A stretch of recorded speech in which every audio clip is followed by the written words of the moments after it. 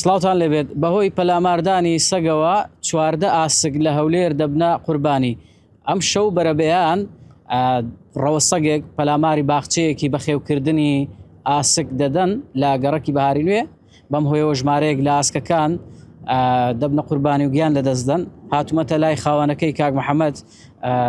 کاک محەممەد پێمان ناخۆشە، ئینشاڵڵا خوای گەورە بۆتان قەرەبوو دەکاتەوە. چۆن بۆ ڕووداوی؟ دەستان خۆش بی الحەمدوللا و شکر. وەڵاوە دوێنێ شەوش ئەو شەوی ڕوویدایە بەخۆمە تا سەعاتێک نەناویان بوویمە وچە ڕۆژانی دیکە نەناویان بوویمە سەعات 4 سەگەکان هاتینە بۆ عادیقەی جیرانماندا 15 دانە لێوێ بوو 15 دانەم لەو عادیقەی تەنیشتمان بوو ئەوی شاری خۆمانە. ئیدی سەگەکان هەڵمیم کوچوینە ژۆرێ سیمەکەیان بڕێ چوینە ژۆرێ هەر 14 دانەی خنکاندیە یەک دانەی لێ دەرچوویش جێی ئەمانتر بووە نێریەکەم جودا کرد بۆ لە ناو ئەوانە هەر 14 داکانەی تێدایە فەرخی تێدایە نێری تێدایە کاری تێدایە. چۆن زانیت بێن؟ کوڕەکەم بەخەبەری هینە دەنجی جێ لە دەنجی بۆ لە غرفەی پێشەوە دەنی گوتی بابا سەنە ناوسەکانی گوتم کو ڕۆیشتیامەوە سەریمان گرتیا هەمووی شتەکە بسە ئەلمیم ڕۆیشت بوون هەریان کوێ بەس عەدەدی سەیەکانم بە خۆی زۆر بوون زۆر بوون پتر لە 15 زیاتر. وەڵای بینیم چی بکەم یانی چ بکەم پێشۆک بووم ئەوانە والله ئارێ وەڵا دا مامزی تێدا بە 25 وەرەقەی بە 18 وەرەقەی دایکانە کۆی زیانەکەت 140 وەرەقە 135 وەرەقە لەو دەورە بە یەک شەو ئەوە سێم جاریشمە.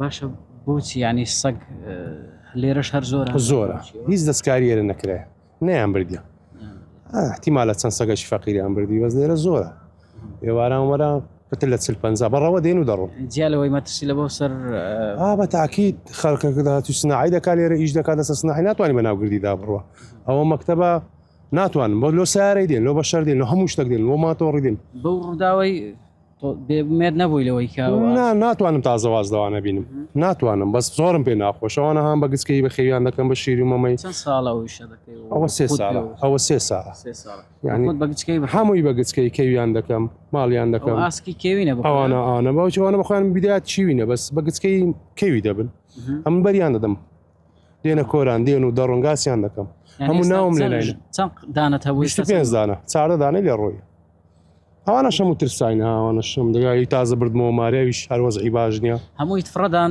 چیان یەکەم هەتا سەعات 9 بۆنی دات ئەوانە ڕۆیان لە بەنامینە بۆنی دەدن بە جیرانان فڕمدا داواکاری چیانی وەڵای داواکاریم لە حکوومەتەیە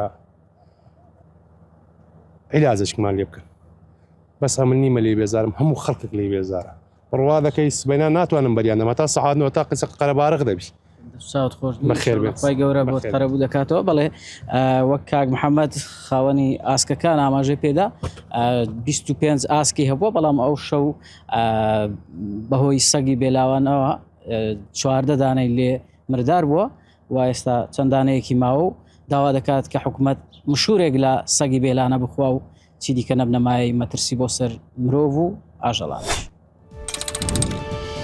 قسەی کۆتایی ڤار دەیکات.